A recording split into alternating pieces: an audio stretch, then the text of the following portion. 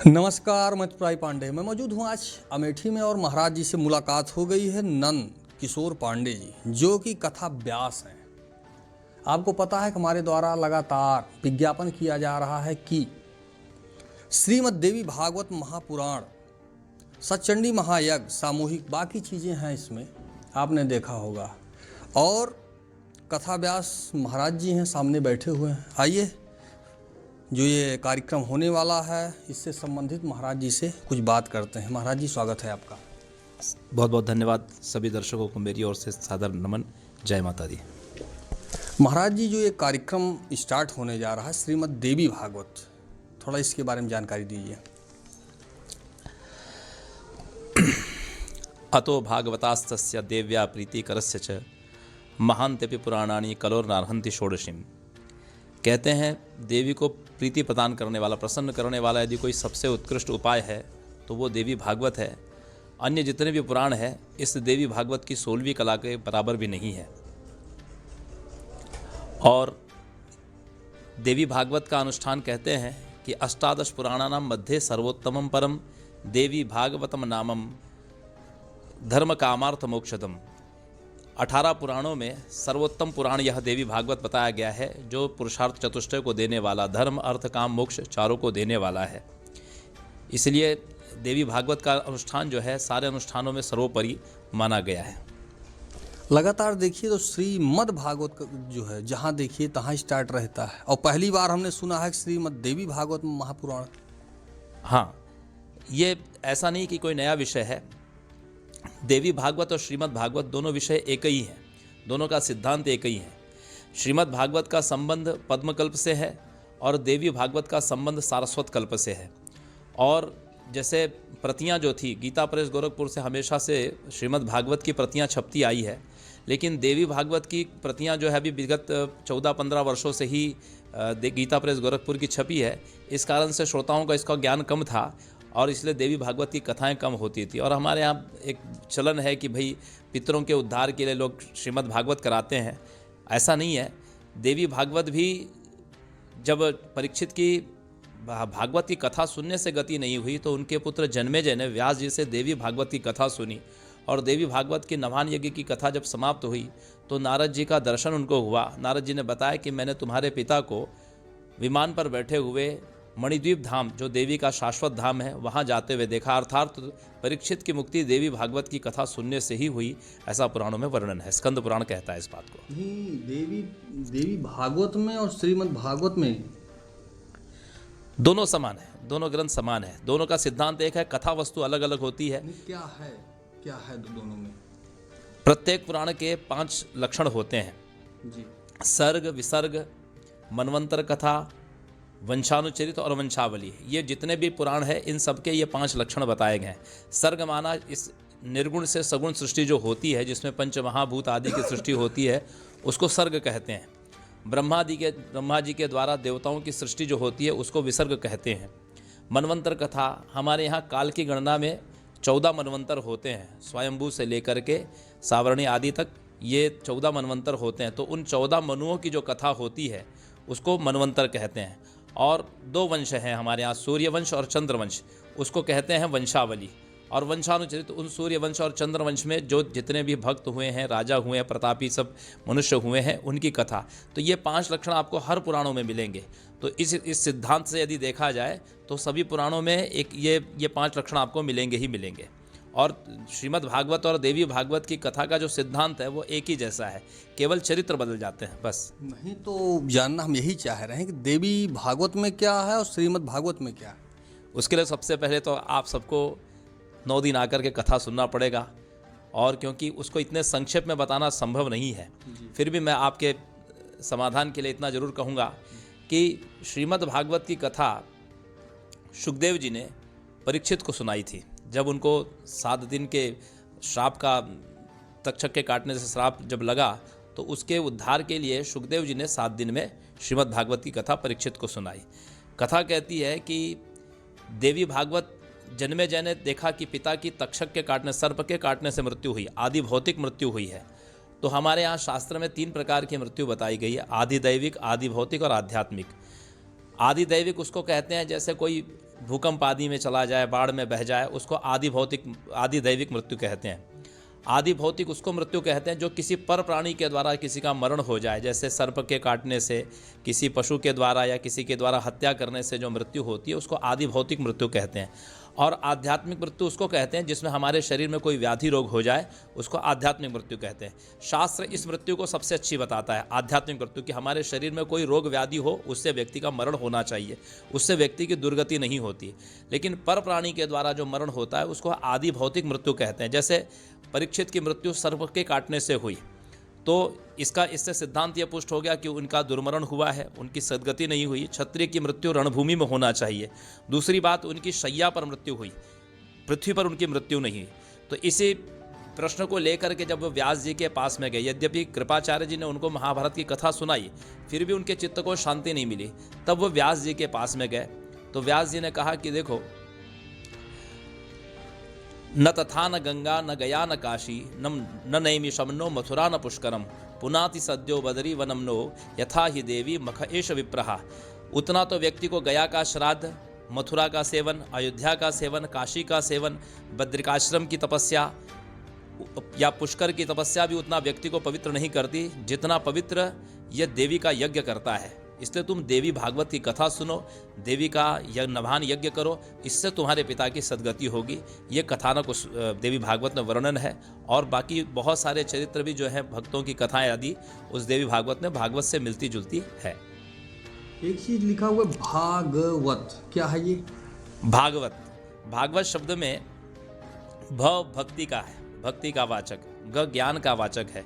वह ये तो जानना चाहिए। ग उसका स्वर है।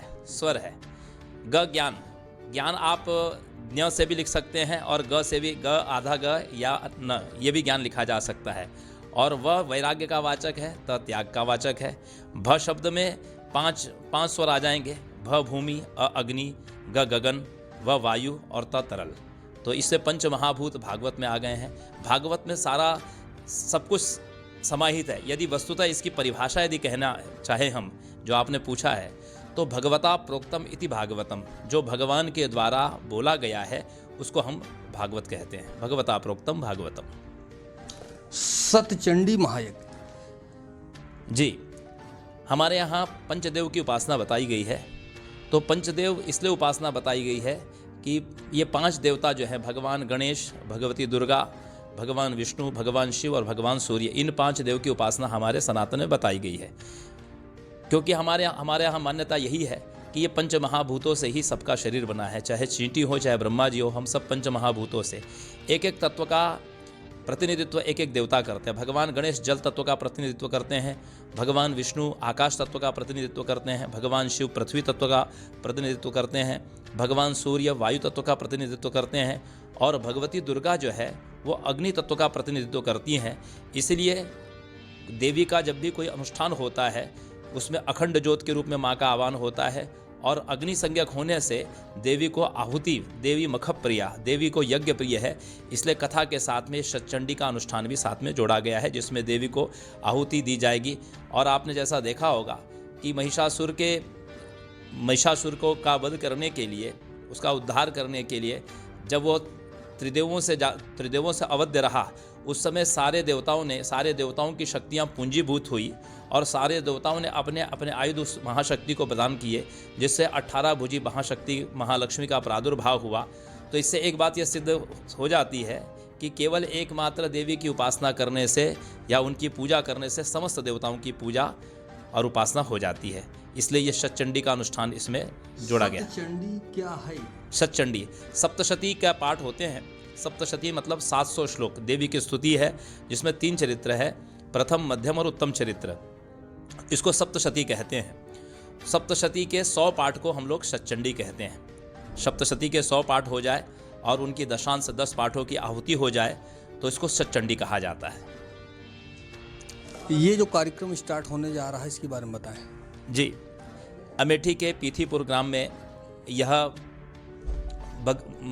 भगवती की, क्या नाम है उनका, कालियन देवी है, कालिकन माता की अनुकंपा से और समस्त ग्राम के अधिष्ठात्र देवताओं की अनुकंपा से परिवार का क्या शुभ नाम है? मिस्टर रामनारायण मिश्र। पंडित रामनारायण मिश्र जी के यजमानत्व में समस्त ग्रामवासियों के साथ मिलकर के पीथीपुर में ये अनुष्ठान होने जा रहा है, जो आज भव्य कलश यात्रा आरंभ हुई, जल यात्रा, जो पूरे गांव का भ्रमण करी, जिसमें हजारों की संख्या में माताओं ने, बहनों ने, यद्यपि मौसम अनुकूल नहीं है, सुबह से कोहरा था, सूर्य नारायण का दर्शन नहीं हुआ, तथापि लोगों में उमंग और उत्साह अद्वितीय था और सबने बड़े परिश्रम के साथ में और बड़े हर्षोल्लास के साथ में माँ के जय जयकार करते हुए, जोरदार जय घोष करते हुए, हर्षोल्लास के साथ नाचते गाते हुए इस मंगल कलश की यात्रा को आज संपन्न किया। कल पंचांग पूजन के द्वारा मंडप प्रवेश होगा, अग्नि स्थापन होगा और प्रथम सत्र में मूर्धन्य ब्राह्मणों के द्वारा अलग अलग जगहों से ब्राह्मण बुलवाए गए हैं, वेदज्ञ ब्राह्मण, उनके द्वारा इस अनुष्ठान को संपन्न किया जाएगा और द्वितीय सत्र में 1 बजे से लेकर के 4 साढ़े 4 बजे तक देवी भागवत की कथा का आयोजन होगा। ये जो स्टार्ट हो रहा है कार्यक्रम, पहले दिन क्या होगा, दूसरे दिन क्या होगा, तीसरे दिन क्या होगा? जैसा कि आपको बताया है कि ये कथा जो यज्ञ है, यज्ञ तो वेदी पूजन तो रोज होगा और प्रतिदिन एक सप्तशती से कुंड में आहुति दी जाएगी। 700 श्लोक की आहुति जो है प्रतिदिन कुंड में पड़ेगी। द्वितीय कल ही से द्वितीय सत्र में कथा होगी। तो कल स्कंद पुराणांतर्गत जो देवी भागवत की महात्म्य की चर्चा की गई है उस पर कथा होगी। दूसरे दिन फिर मधुकैटभ आदि का है ग्रीव अवतार की कथा होगी, मधुकैटभ वध का चरित्र होगा, सुखदेव जनक संवाद होगा। तृतीय दिवस जो है महाभारत की संक्षेप में कथा होगी। पंचम दिवस नवरात्रि उपासना, सत्यव्रत चरित्र, सुदर्शन चरित्र और उसके पश्चात फिर अवतारों का कारण और साथ साथ में नंदोत्सव और भगवती आदिशक्ति का प्रादुर्भाव की चतुर्दश कथा होगी। पंचम दिवस महालक्ष्मी का प्रादुर्भाव, महिषासुरमर्दिनी का प्रादुर्भाव, शुंभ निशुंभ वध की कथा होगी।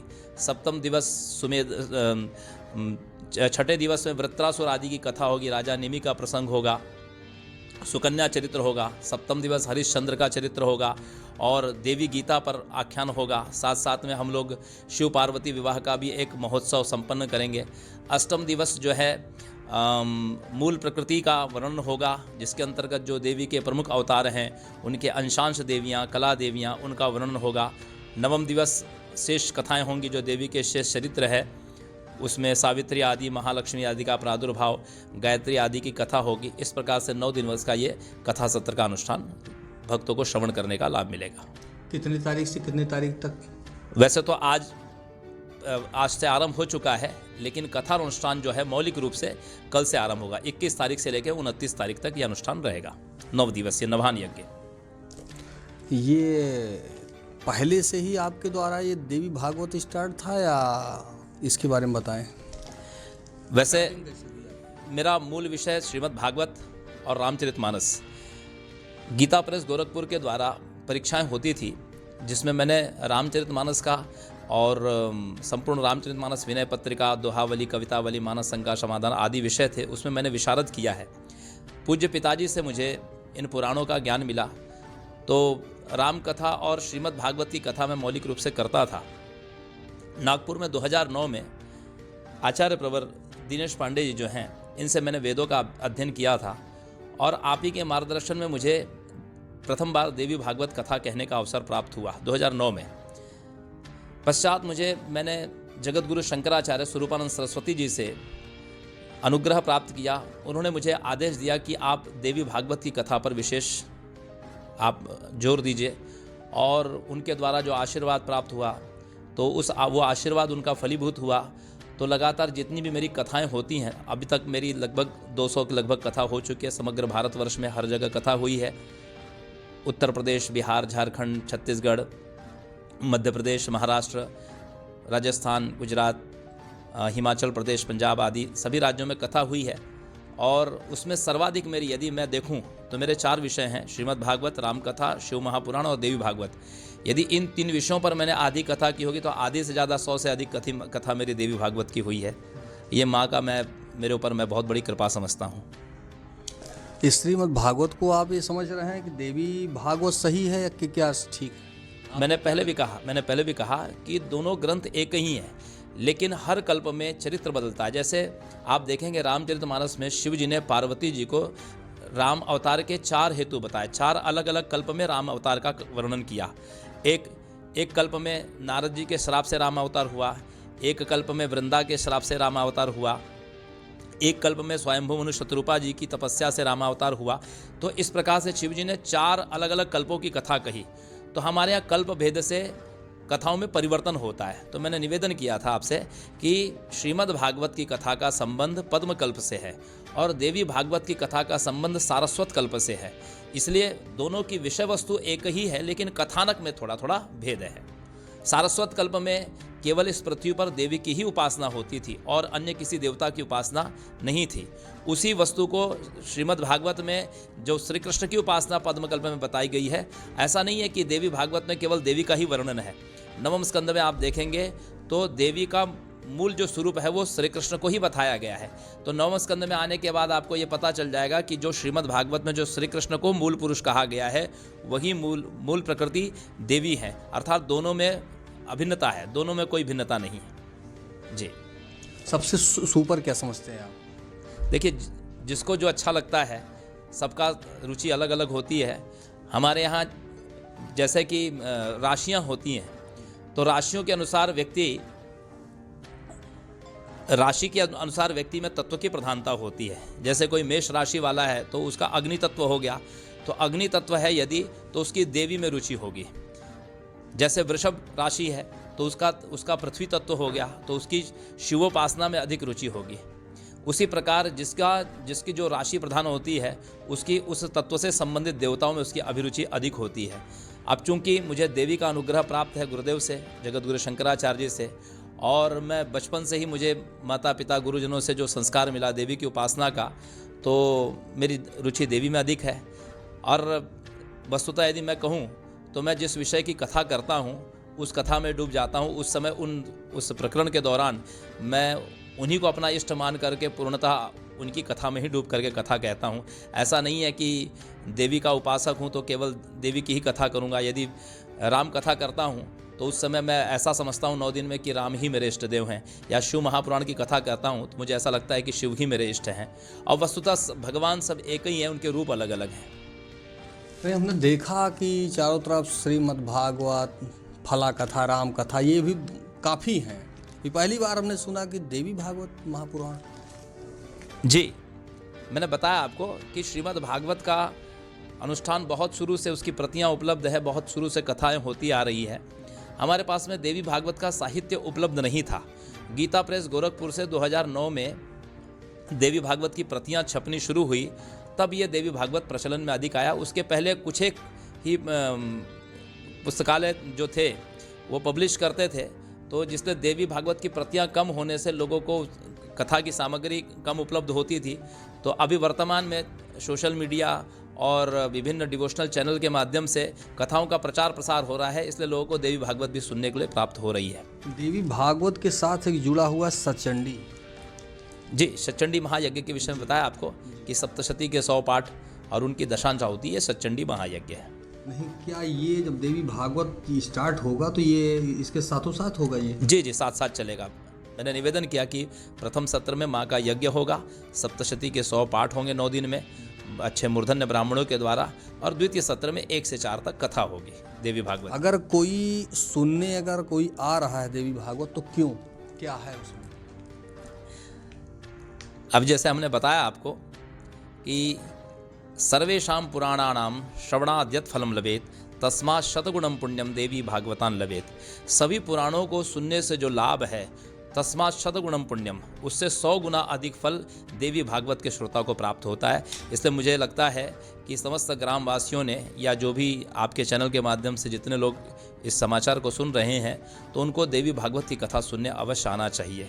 और मैं आपसे ये भी निवेदन करूंगा आपके चैनल के माध्यम से, प्रायः लोग समझते हैं कि कथा में जाएंगे तो कुछ नए उपाय मिलेंगे, लक्ष्मी प्राप्ति के इत्यादि इत्यादि टोटके मिलेंगे, या कुछ चुटकुले सुनेंगे तो जिसमें हंसी आएगी, खूब आनंद आएगा, या खूब सारे भजन होंगे तो खूब नाच गाना होगा। तो मैं आपके चैनल के माध्यम से बताना चाहता हूँ कि ऐसी कोई वस्तु मेरे कथा सत्र में आपको नहीं मिलेगी। मैं केवल और केवल मूल कथा कहूँगा, बीच में भजन 1-2 ठो होंगे जरूर, लेकिन यदि केवल कथा यदि आपको सुनना है, मूल कथा, जिससे आपका कल्याण होगा, आपके पितरों का कल्याण होगा और जिससे देवी प्रसन्न होगी। यदि मूल कथा आपको सुनना है तो आपके चैनल के माध्यम से मैं उन सभी श्रोताओं का आह्वान करता हूँ। बहुत बहुत धन्यवाद। धन्यवाद।